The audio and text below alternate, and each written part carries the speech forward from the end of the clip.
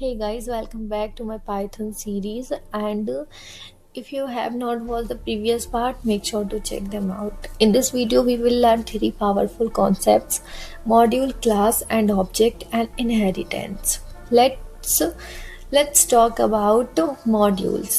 A module is a file that contains pre-written code which we can reuse in our program. This helps us save time and write cleaner code.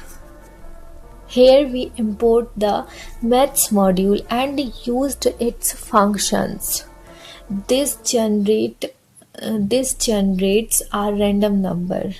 Now let's move to object-oriented programming. A class is like a blueprint, and an object is an instance of that class.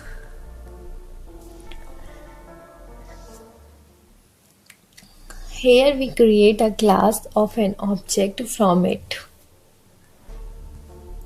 Now let's understand inheritance. Inheritance that allow one class to use properties and method of another class. This make code reusable and structured. Here dog inherit inherit from animals and use its method. Let's one quiz for you. Which keyword is used to import module? The answer is import. Okay, so please subscribe to my channel.